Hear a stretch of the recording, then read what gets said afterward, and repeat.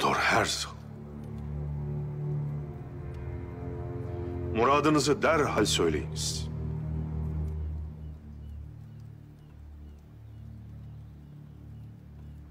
Toprak istiyorum. Kudüs'te Yahudiler için toprak istiyorum.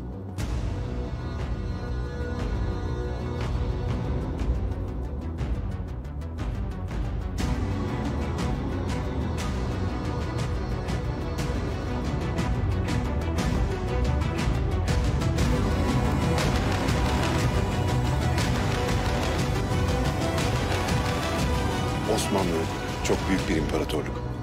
Bugün Yahudiler Rusya'da, Romanya'da eziyet çekiyorlar. Ticaret yapmaları yasak, toprak alıp satamıyorlar. Osmanlı İmparatorluğu dışında hemen hemen her yerde hakları çiğneniyor. Bu hakikati niçin gazetelerinizde yazmazsınız? Aksine Osmanlı'nın Yahudilere iyi davranmadığına dair iftiralar atarsınız.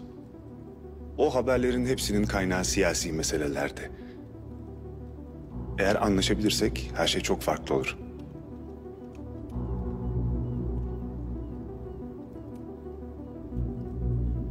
Onlara Filistin'de toprak verin. Bir yurtları olsun. Malumunuz, maddi olarak oldukça güçlü Yahudiler var. Bu iyiliğiniz karşılıksız bırakılmaz. Osmanlı'nın Avrupa'da biriken bütün borçlarını kapatabiliriz. Sizden tek isteğim Kudüs'ten bir avuç toprak satmanız.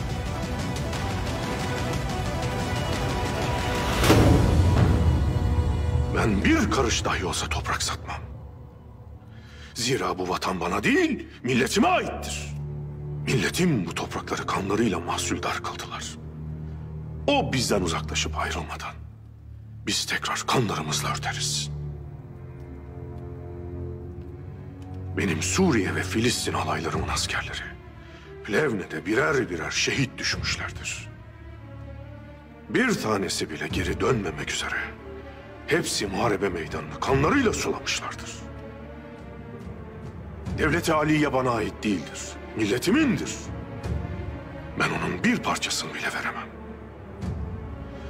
Yalnız bizim cesetlerimizi parçalayarak bu ülkeyi taksim edebilirsiniz.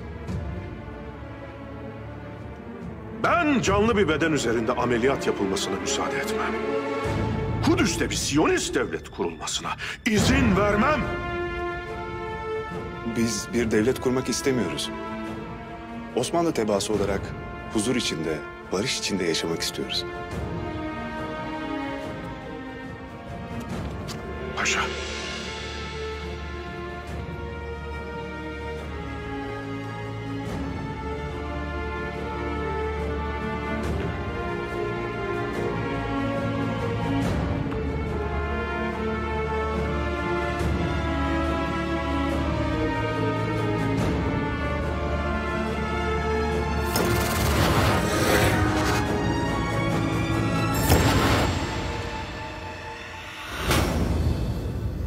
Ortadaki Davut yıldızı. Peki alttaki ve üstteki mavi çizgi? Sadece bir işaret. Hiçbir manası yok. Manasını unuttuysanız hatırlatayım Bay Herzl. Nil ve Fırat arası. Siz bu bayrağı çizerek emelinizin arz-ı mevut olduğunu ilan ettiniz. Nil ile Fırat arasında bir Siyonist devlet kurmak istediğinizi haykırdınız. İşte ben de haykırıyorum. Ben yaşadığım sürece böyle bir devlet kurulmayacak. Buna mani olacağım. Yıkıl!